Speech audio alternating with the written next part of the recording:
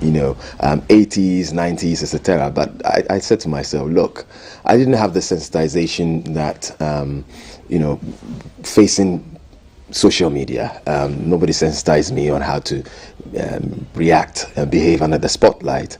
And I thought that, why wait 80 years, 90 years, when people who are 25 now, who are under the spotlight, people who are 30, who are 40, who are getting into relationships, might make the same mistakes that I did, might make choices that will cost them, in the long term.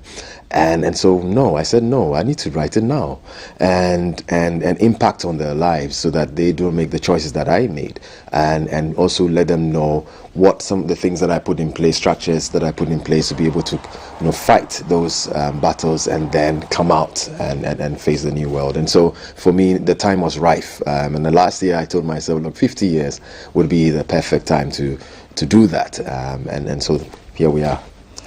I find it personally interesting that it's not just you writing, it's people who are close to you. That's right. Who are writing. I started reading the book and a friend of mine and I were arguing, oh, it's his wife who wrote the first chapter. Oh no.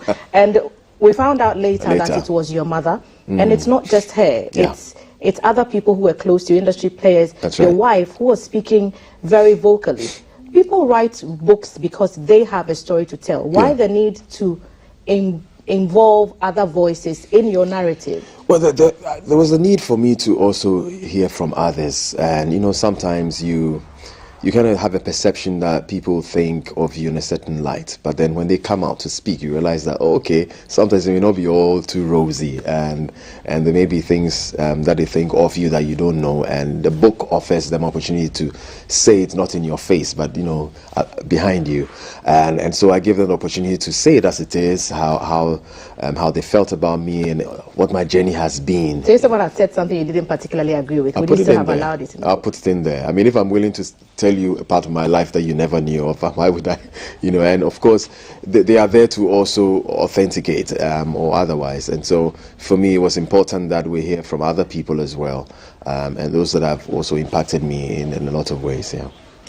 I find this impact quote quite insightful. Chapter 5. When you talk about your first love, which was theater. Remember, we met years and years ago. My mom was actually there because she was a part of this Selamta group at the Arts Center, and the Ghana Dance Ensemble used to do performances when you had to come to do your rehearsals there. So at least I saw a part of this love for theater in those early days. But in chapter 5, the first sentence just struck me as extraordinary. The easiest way to educate is to use what the eyes can see to influence what the mind thinks. To use what the eyes can see to influence what the mind can see. But you did theater, excelled, and then you decided to go into screen after encouragement from your people. I've heard the accounts that Ivan Wakefield, Majid, and the rest wrote. I've read them. I think they know you more than character on screen and character off screen. Right. You talk about it, Elom talks about it as well, about how people associate you with this pusher character. Exactly. I didn't know until I read the book that you were not even originally meant to play pusher. No. And the guy just didn't show up, and it ended up in your lap. Right. And later on, people could not detach you from pusher.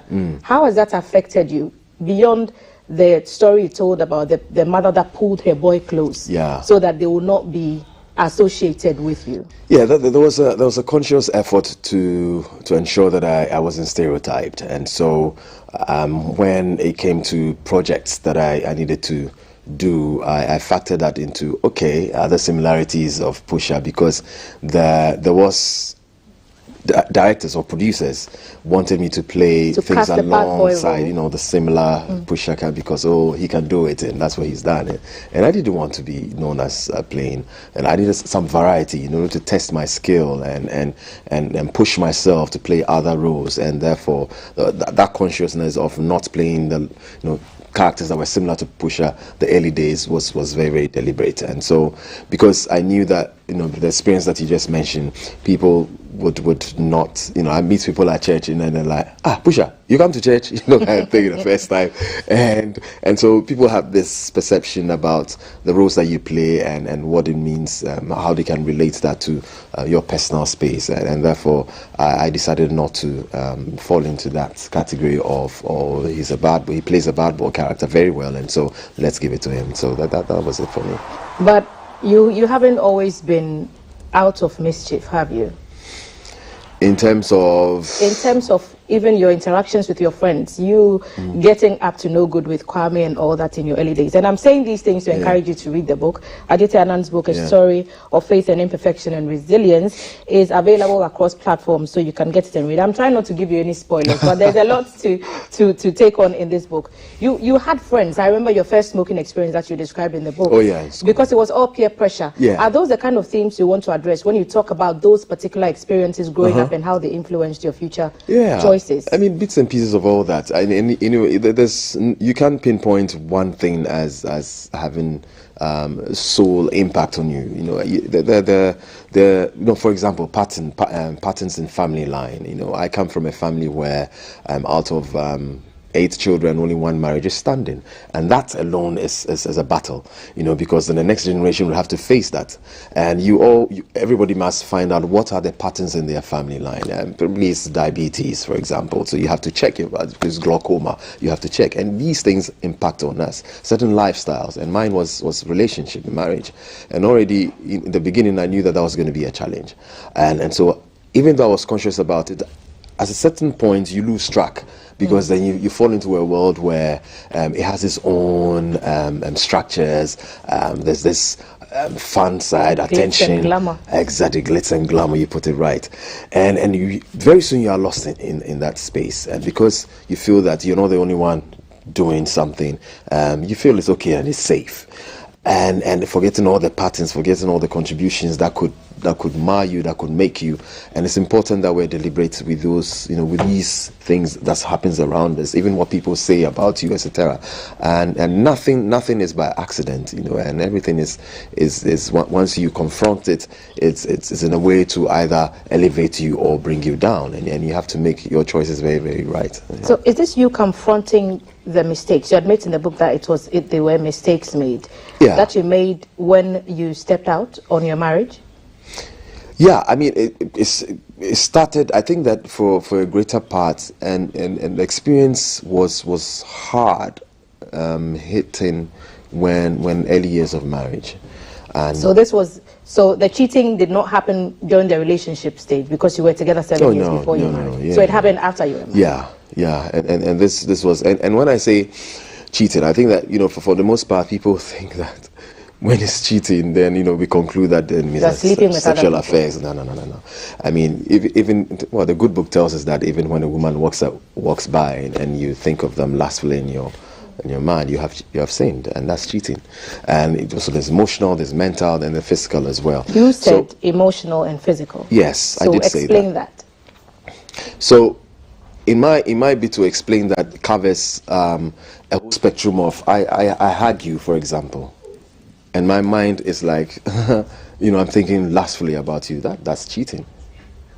You can't limit it to, because otherwise then we get away with so many things. And then what the good book tells us, how do we justify that? By just thinking lustfully, I've not touched there, or they said I've sinned. How have I sinned? But that's what the good book tells us. And so we translate that to even touching when my mind is impure.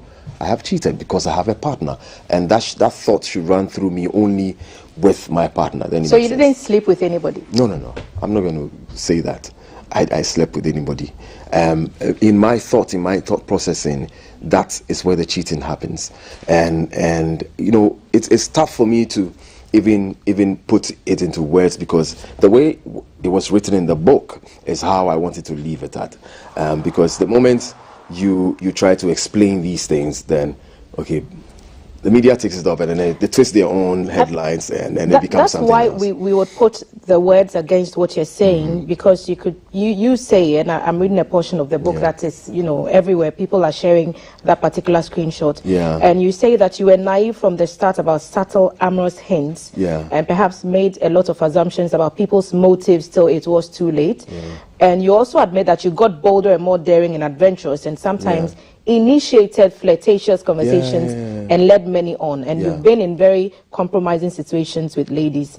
And some started as admiration and fun, and after frequent chats developed into flirting and occasionally went too far. So when I am reading these things, if you're leaving it to my imagination to say, how far did Adjetey go with Lady A or Lady B, then that's a murky space. So you have to set some boundaries for it. I mean, it's a murky space, but, for me, intentionally, I left it at that, because the moment you expand that, it will lose focus of why this book was set out in the first place.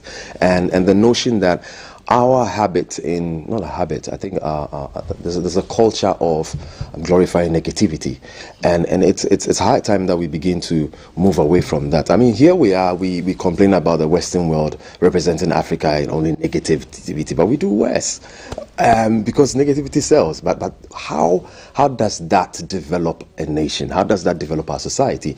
Because when you do that, when people are going through issues that are real, that needs attention, that needs help, they won't seek the help because they cower. Because the moment they come out to say that I'm suffering from this, they say, oh, about them.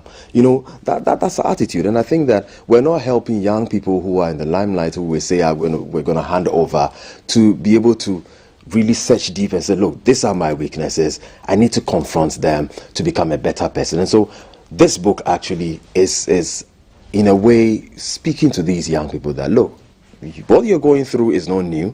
I have been through that space. These were the structures that I put in place to get out of it. That's the resilience. And I fought it.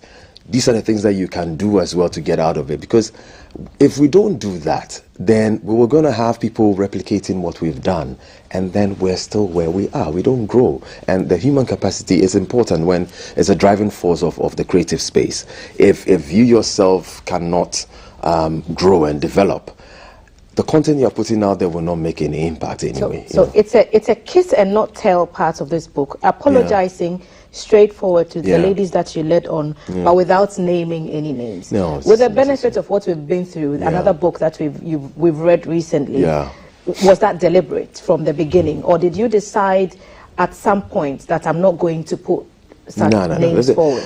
Everything from the onset was very deliberate, and nothing changed. I wasn't influenced by somebody has asked me a question whether I was influenced in any way by Yvonne Nelson's book, and I said, no way. The book that I set out to was to throw the lens on me and not anybody else, on my shortcomings and how I got out of it and where I am now. And that's the focus, and that's where I want us to keep the focus on. Of course, I couldn't capture everything in this, in the 50 years running in this book, but the highlights, where I wanted the focus of this book and the target audience was what you have in the book, and that's what I wanted to be. So yeah.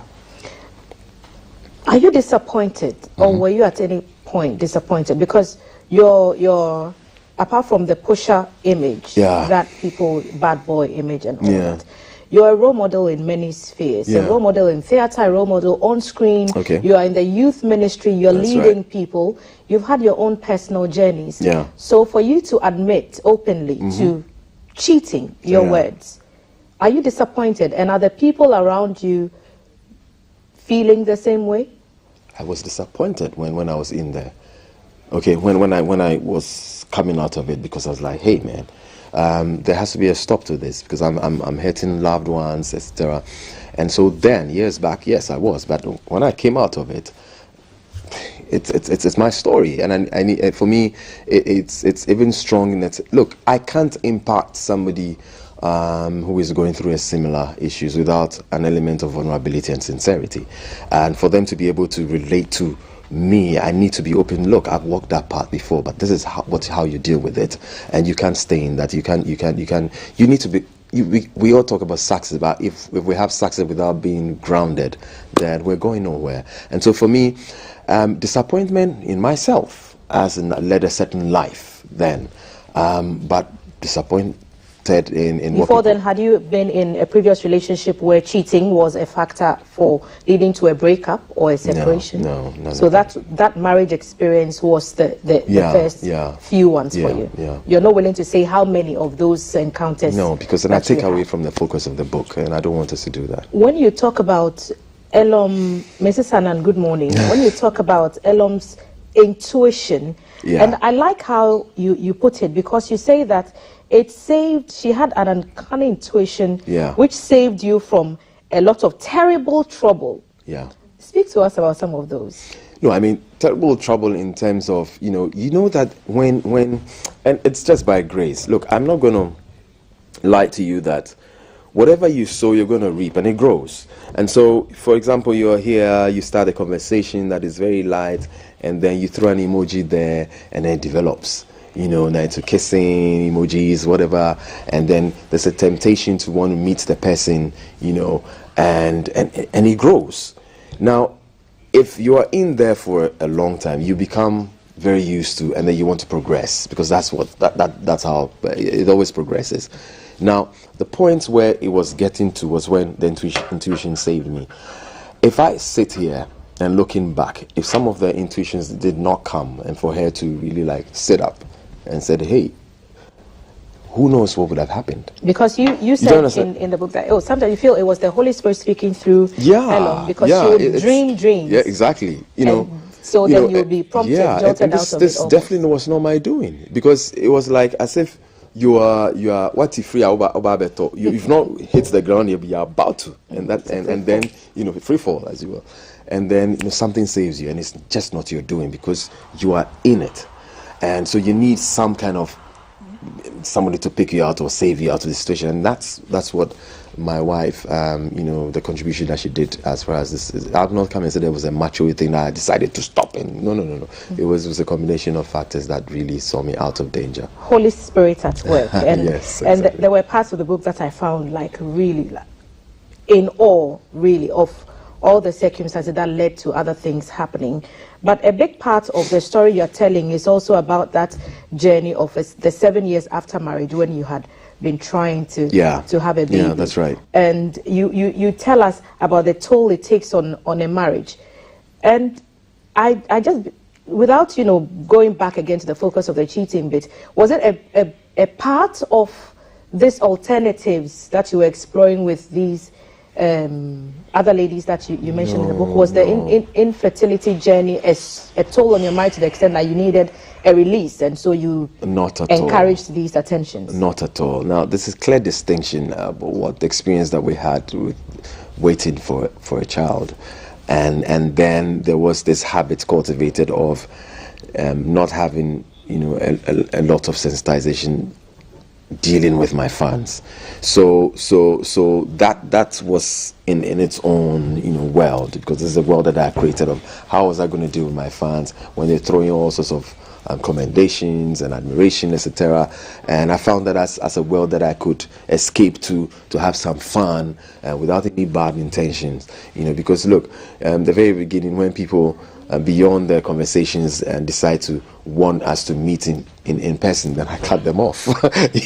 So I in that moment I enjoyed, it's like enjoy saying this can be enjoyable. And so when you're in it, you kind of feel that you're safe, it's okay, that there's no consequences, but anyway, if there are consequences, it will affect me, it will affect other people, you are different. And so that was a world on its own. It had nothing to do with the experience of waiting and therefore trying to seek other, as a release kind of thing. No. Hold that thought, Adjetey. We'll come back to this rather invigorating conversation. Right. For now, we'll take a quick stop over to the grounds where the state funeral for Professor Adjetey Anang is happening. His Excellency, the President of the Republic, Nana Addo Dankwa Akufo-Addo, has just arrived at the venue. He's there to mourn with the family and sympathize with them as well on the passing of that literary. And these are the scenes from the grounds.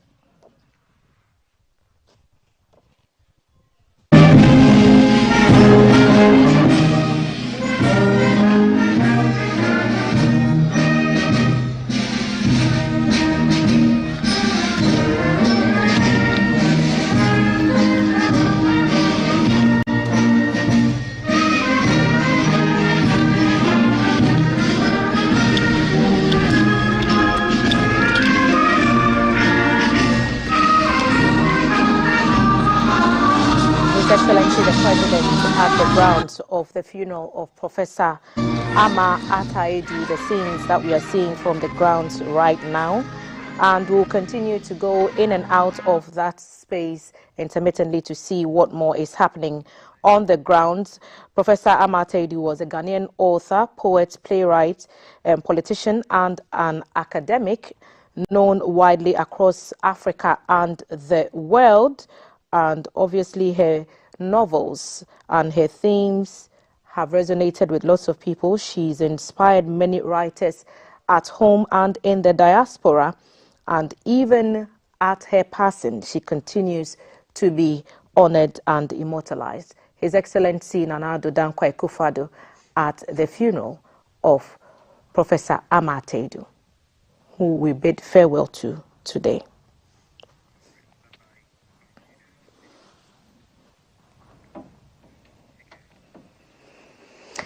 Back here, we are still with the prolific actor, Adjetey Anang, who has taken the lid of his life and opened his vulnerabilities up to public scrutiny. Today, he sits with us at the table, so we understand some of the themes that run through the book. We've talked about a number of them, and we are now on the way to get the baby.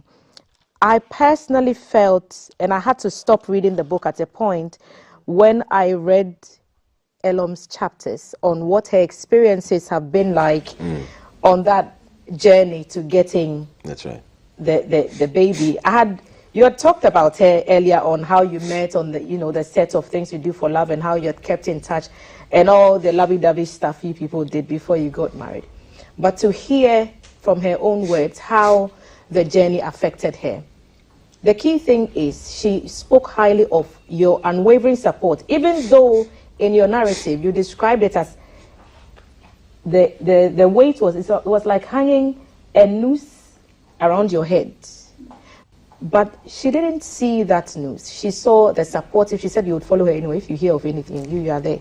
She wants to do this, you are there. What does it tell you that people find her account in your book shocking and raw? Well, I mean that's what I sought out to do and achieve. And for me, I'm grateful for that. That I did not have to put any limitations on anybody's thoughts and what they wanted to say. Tell it as it is.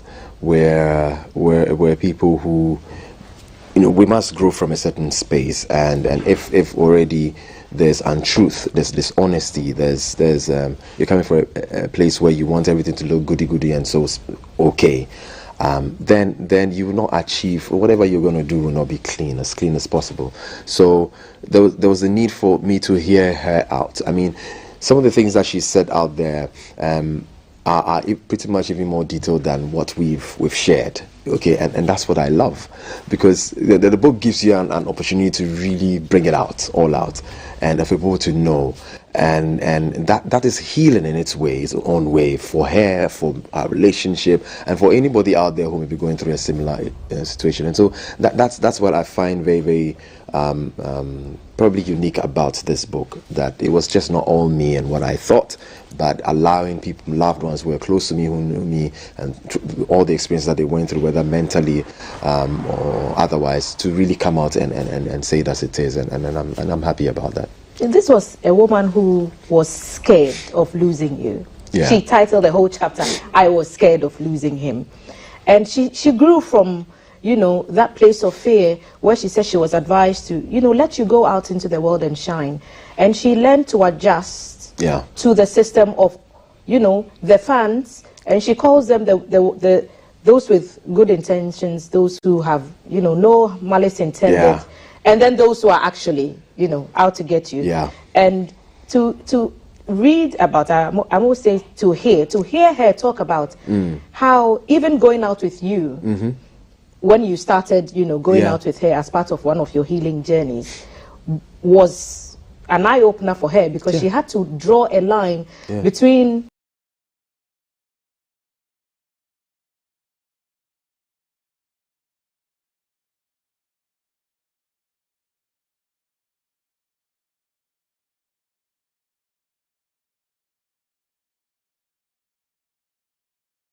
the Adjetey who honestly tell each other that it's okay, and to bring her to the point where I want to think she is not scared. She was scared of losing you. She is not scared of losing you now. Not.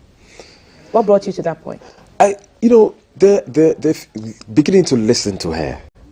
There are times where we don't really listen to our spouses, especially as men, because we kind of abuse the fact that we're head of the family, as a good book could say, and therefore we make all the final decisions. But we forget that our women are said to be our helpers, and as helpers they have a contribution to complete the process, and therefore I was having a situation where I go into the public space and I'm glorified, I'm healed, and then when I come home, it's tension, and I'm not the kind of same person. Be lonely.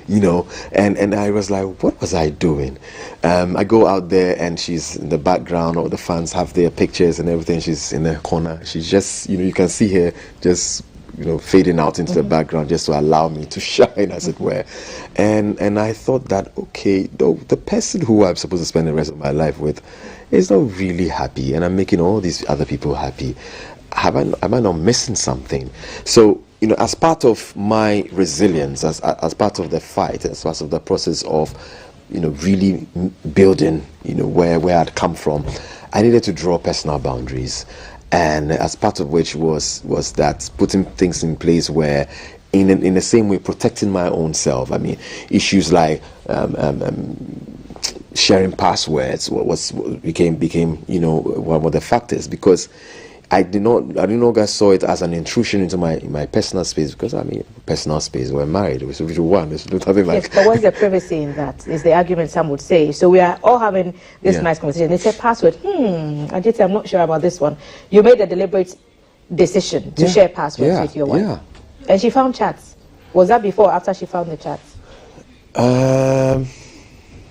That was before. Okay. That was before, so because I'm talking about as part of the reconstruction, as part of the fight, part of putting structures in place that it wouldn't allow me to go into those spaces again.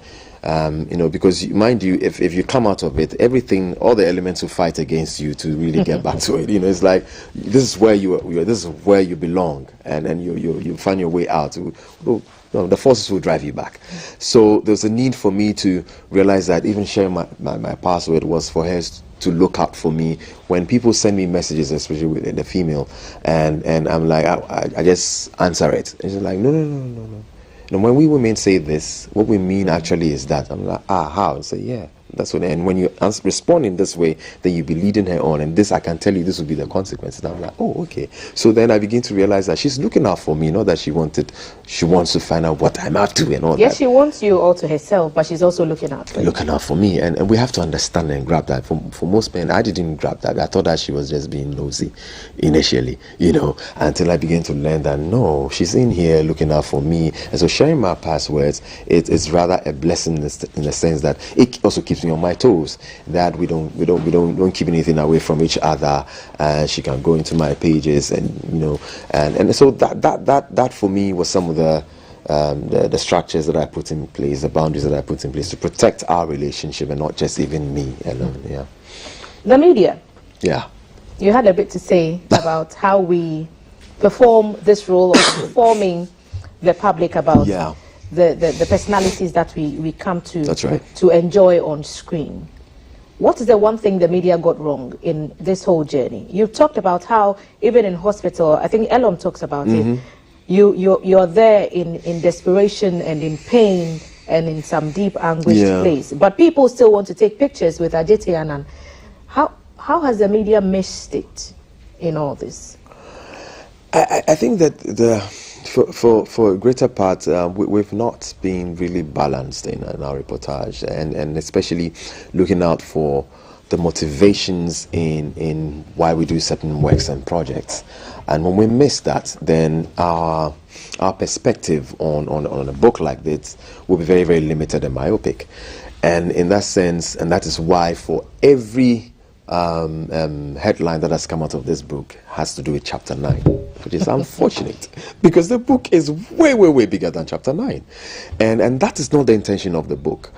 and therefore we lose sight of the impact that this book is supposed to have, and it's supposed to really take us out of those, be able to even admit to your challenges, of your weaknesses, that men are nurtured to not have, as it were, not have any challenges, and even they have any weakness, you don't even air it out.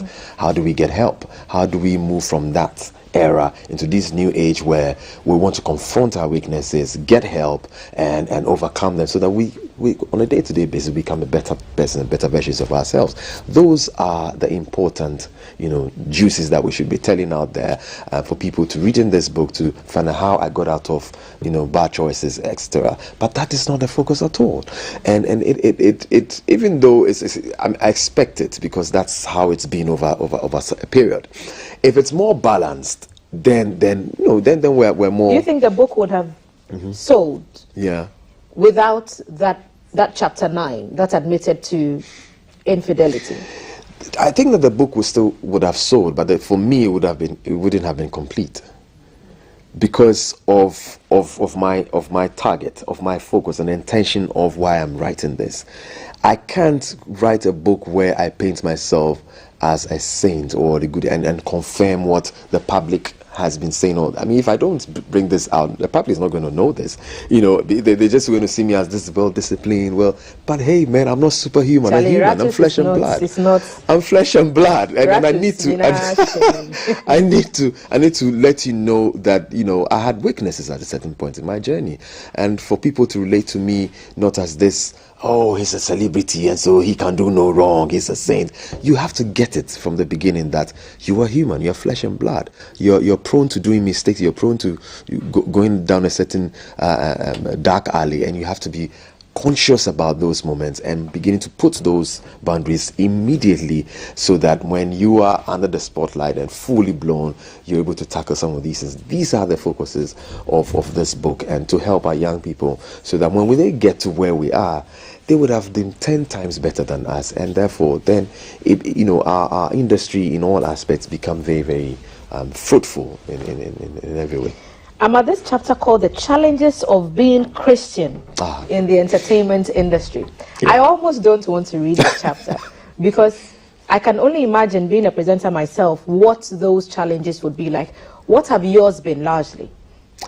Oh, largely been, it's like, this is when you come to Vegas, everything, you leave it there when so it's like the certain very looseness when it comes to set life, where it's okay to even hit the bum of a lady. Okay, it's okay, it's acceptable, and I it's a bit worrying, that we are the tools that through which contents are told. And was that always the case when you went on screen from your first love in the book called theater, and you went on screen? You worked with all the big names that we know. Yeah. Fred Amogi, David Donto, Jifa Gomashi, and all the old stars that we adored. Yeah. Was that the situation then? No, I mean, if it was, then it's not in your face. You get me? I wouldn't say that it was a perfect scenario. Definitely there'll be some bad nuts in there, but it wasn't in your face, and there was that sense of, for want of a better word, that decorum, that we need to respect one another, even though people would still do things that would. But now there's much boldness in pulling a girl towards you because, hey, this is our world. This is the perks that we get out of working so hard and overnight, etc.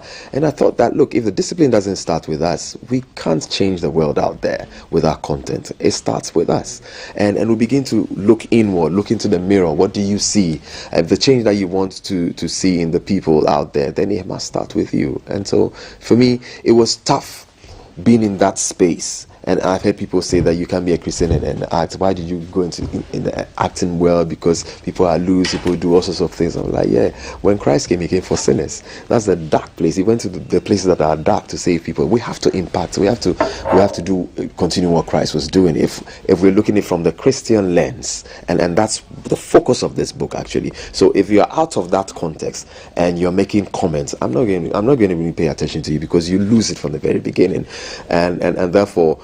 from the lens of the Christian, that's what is informing what is even there in the first place. That my target audience, and that ties in with my calling in terms of I'm supposed to leave a mark in the lives of people, by being vulnerable, by being sincere about my journey and how I got out of the challenges that I was confronted with. Basically, fame came with benefits and disbenefits. I'm coining words as I go along.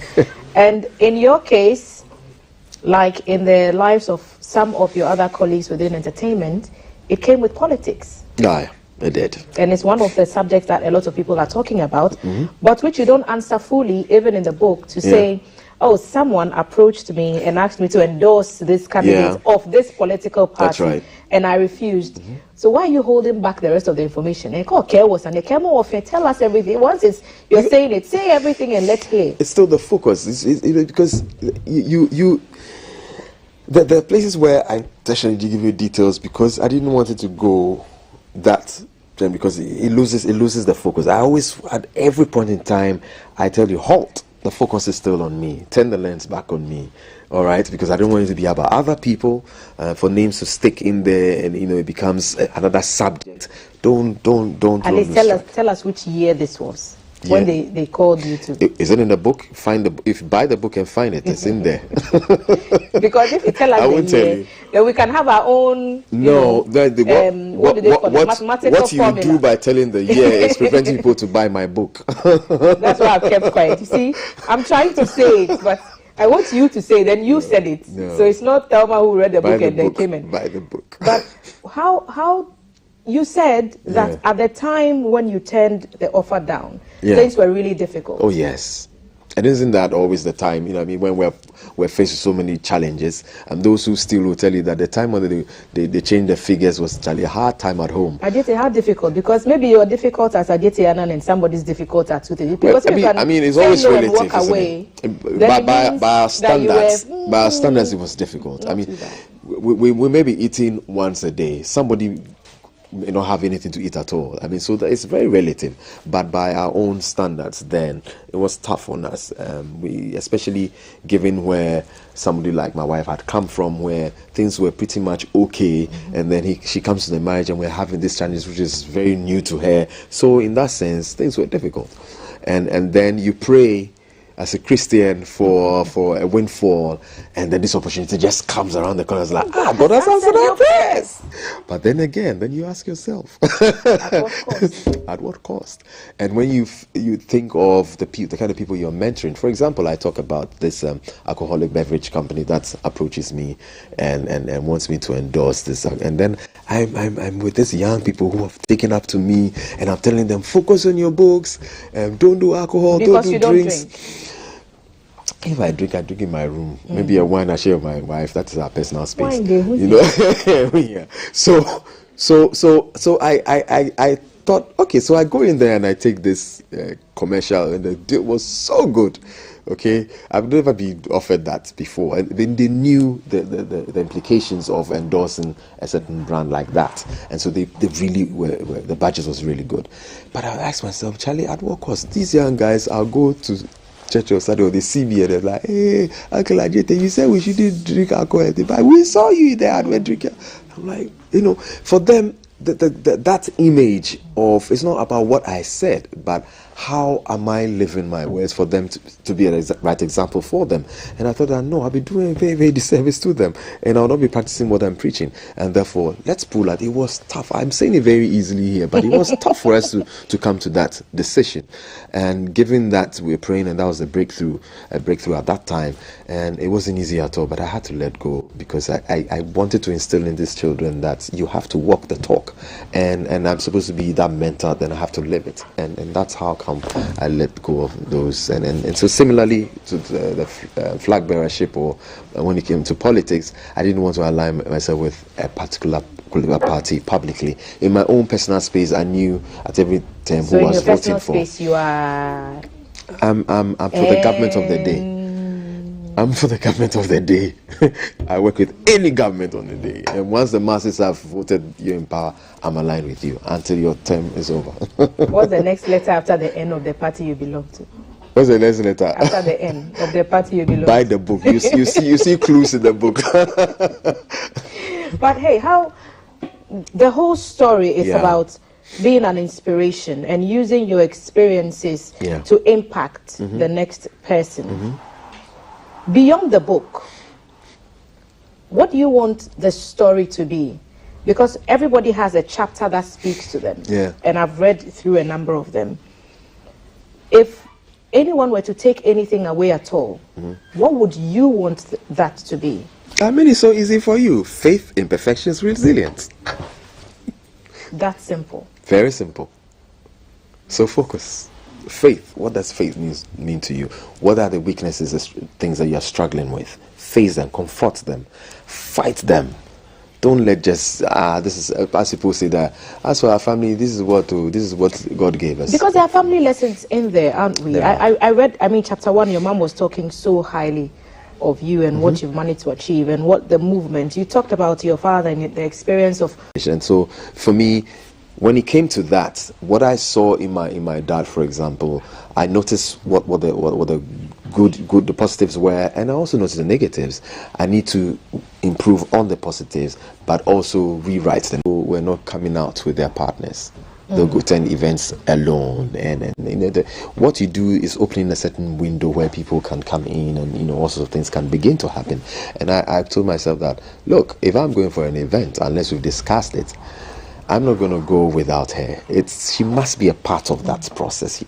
If I'm being in limelight, she has to, because she's worked tirelessly behind the scenes. She's gone through pain and bitterness throughout the scene. Why should I go out there and be under the spotlight alone? And so that was a decision that I made. So personal boundaries is very, very key. It's very important. I have open communication, self-reflection, and a willingness to commit to personal change for growth. There you go. You know it. You're getting it. I've read the book. Yeah. That's it. But hey, what's the vision? Where do we go from here? Now the book is out. We're asking people to go out and read it. There's many things you could have gone into. You talk about the future of theatre in Ghana. Get the book. Quite an interesting read. There's a chapter called Fruit Salad. I've deliberately left it so that you go and see whether it's tomatoes, onion, whatever is in the salad. It's up to you. Embarking on a new era and the inception of a 1 in a million foundation and the other things you're working on. What's the vision? Well, the vision is to impact on all levels, and I'm so sensitive, and my heart always goes out to young people, because I was young before, and I so pray that and wish that they don't make the mistakes that we have made, because then what's our legacy? And so the vision out there and the hope is that young people will be grounded but successful. And this book, tends to do that. You can't just only be successful and not grounded. We lose a whole chunk of the fabric, the foundation of society, and therefore that's the drive. Then also to make an impact in the lives of people beyond the book, and that's why the 1 in a Million Foundation is there, where I'm very sensitive to women and children.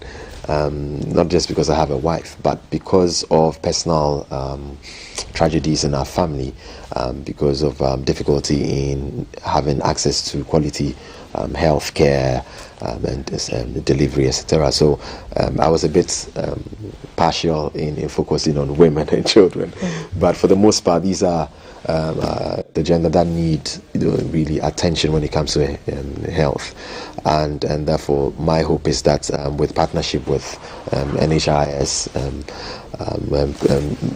MP Minister Oko Boy is so much on board to ensure that we're able to impact a greater number of people through this foundation, so that, which is going to be a 10-year period, and I wash my hands off it and leave that legacy that people would also emulate and to impact, and beyond what government is doing or not doing, or top up, as it were.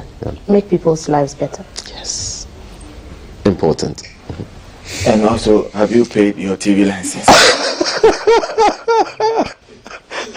Oh my goodness, what is this going doing here? That's not a camera around. Charlie, what's up? Cool. Oh man, good to see Pastor, you. we are on it. Have you paid your TV license? I don't think you were just saying Adjetey has more than one TV set. I'm sure Ryan has one. Elom has one. I'll have to find out from the financier. You haven't paid. No, my financier, they deal with that. I don't bother my head. You think because you are older than GTV? No, I'm not older than GTV. 50 years. Odae. Charlie, people are watching. Listen, today has been an exceptionally brilliant day for me. I have two of my favorite on-screen personalities sitting with me. And Adjetey, thank you so much. You remain my crush. Tell Elom that I'm one of those. She knows now. Those other side ones. And there are other crushes. Please. Because I know. As for crashing, there's no license on crashing. Oh, okay. So let's leave it. It will be in my book. Chapter 7. Just to chip this in, the people who are doing wonderful things, the people are buying the books and giving it out for people to read. And I want to really say thank you to all those people. And you can do same out there because they realize that you know, the depth and the importance of such a book. And so please, you can do same. Where can people find the book? Ghana Library. His mother worked at Ghana Library Board, so I'm sure they'll be willing to take some copies and put it in the library. But the platforms are there. You come to my page, they're out there, EPP books and all that, Book Nook, as it were, and a lot of places. Thank you for sitting with us. Thank you today. for having me. Actor and now author Adjetey Anang, telling his story of faith, imperfection, and resilience in this exciting book, encouraging everybody to go out there and get a copy, read it, and find some lessons in there for yourself and live a better life. Inspiring the youth is the goal. Be grounded but successful is what he wants. He wants to tell all of us young people. Charlie, 50 never looked so fine. Adjetey to the whole world. Next, another very darling sweetheart of mine, Clemento Suarez, is sitting with my star girl Valerie after the break. It's still Breakfast Live on GTV. Follow us on social media, GTV Ghana everywhere. 1 million by December for happen. The admin is waiting for you and your TV license. *447*333# to pay your license fee now. Breakfast returns after this break. Stay with us.